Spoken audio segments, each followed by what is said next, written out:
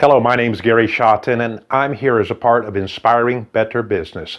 And today I would like to talk about the difference between a teacher and mentor, or the difference about teaching and mentoring. And it's important that we probably grasp this, and I hope to lead up to something that helps you in the regards of God helping you in business. So I'll start with just talking about a classroom setting. We've all been in classrooms. We may be adults in a conference or a lecture. We may be in college. We may be in even high school. And in those times, we have a teacher. That person, man or woman, is tasked with conveying certain information. And that information normally is in the form of lectures and reading. And then at the end of some time period, we're all expected to take some form of a test to see if we've mastered the lesson material that's been presented by that course or that class. That's clearly, to me, a teaching environment, and certainly we need that.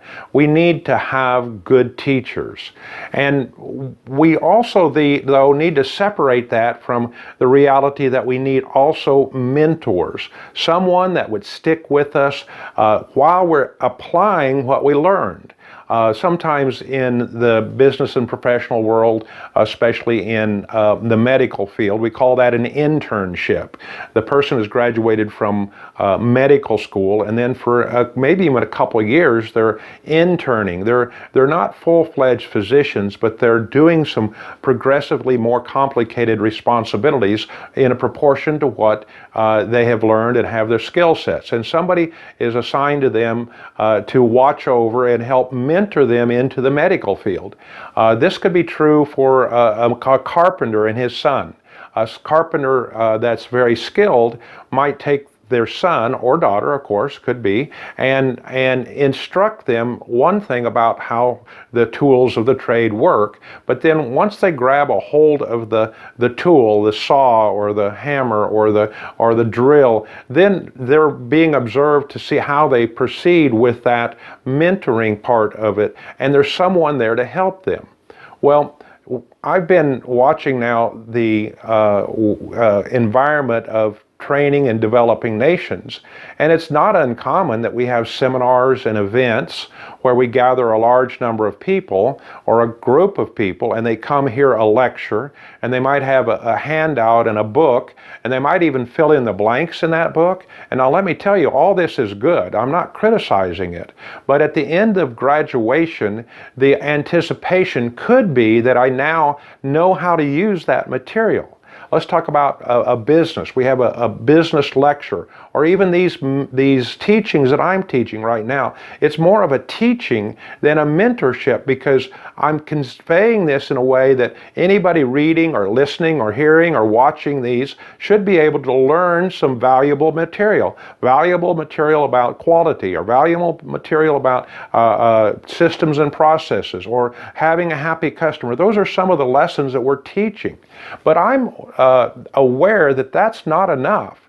And so you could go through all of our teachings, or a large number of them, not just by me, but by other speakers, and you could come away thinking, oh, now I'm ready to own my own business. But most likely, unless you have prior experience, you need a mentor that will help you and guide you and lead you through the process.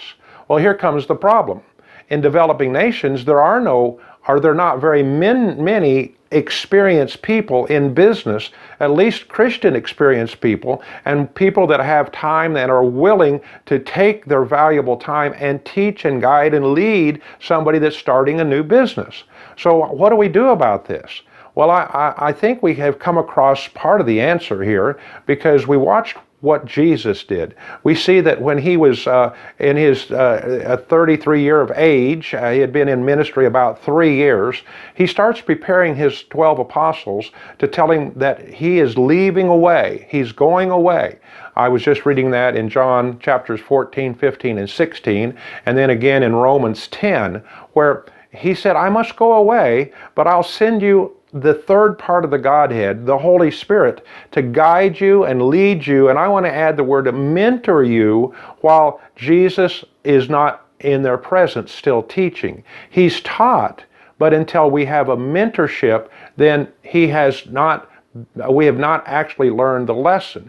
And when he went away, he was talking to a group of people. This was a group of 12 people, and he encouraged them to stay together as a community and to work together. And so the combination of having your peers, the people that you are working with in a group of 10 or 12 people, we call them a peer mentoring group, and the help of the Holy Spirit, you have a pretty good combination there. You have the way to have a mentor with you at all times. And that's a part of us now, to learn how to hear and follow the leading of the Holy Spirit. That is very important. In fact, I went to Bible school, and that was one of the courses, how to be led by the Spirit of God. And that's a whole subject matter that we'd like to kind of touch on, because the Spirit of God is trying to teach and guide and lead you, but it's not something that comes automatic, and it comes maybe sometimes with a little bit of trial and error, or making mistakes, or trying to hear what God has for you to do in an area. Now, there's certain things I could share. I mean, there's a whole bunch of things, but for me, when God has led me in some place, it's never been audible. It's never been really clear. It's never been something, the big picture. It's always been what we call a nudge, like a little push in this direction, and a direction that maybe is even contrary to what you would normally think is logical. For example, I'm up in another state, 1,000 miles away from where I went to Bible school. And my wife and I together felt pretty certain, not definite, but pretty sure that God was leading us to give up our good-paying job, which is not logical.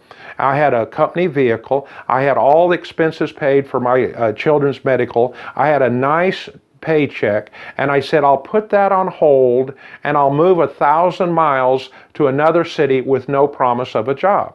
Well, in the natural, that's not very logical, but I knew that the Spirit of God was leading me because I had been focused. See, I was focused on God. I wanted to get to know God. God is our friend. He wants us to be friends with Him. And what do I mean by friends?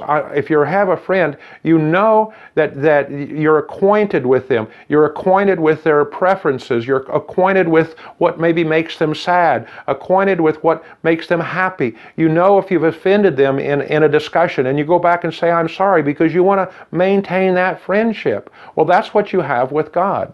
And so the Holy Spirit is the part of the Godhead that's with you. Let's don't put the Holy Spirit down on a second class. It says that Jesus had the Father inside of Him, and He was representing God the Father, but Jesus Himself has left. And He left and said this Holy Spirit would come, comfort us, guide us, and lead us.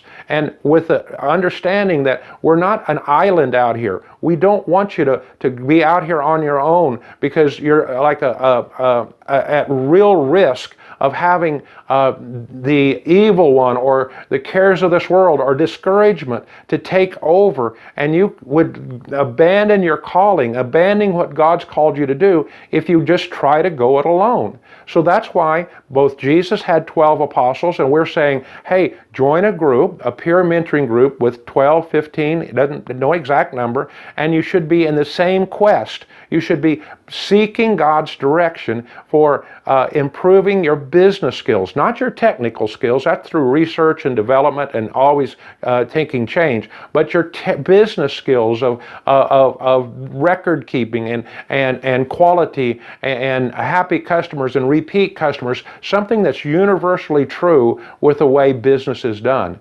And when you do that, when you make those steps, you're making a conscious effort to learn how God leads in that.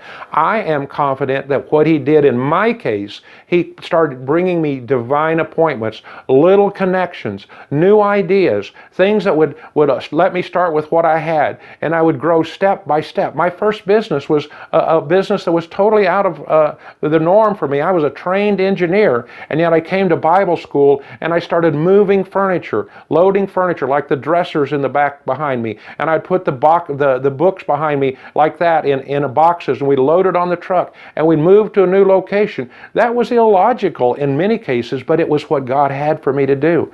I'm so happy because that's where I learned business. I learned business in some cases by reading books and taking courses and passing tests, but I really learned business when I'm out doing it. And with the help of the Holy Spirit, I was able to grow step by step, and that's what we're asking you to do.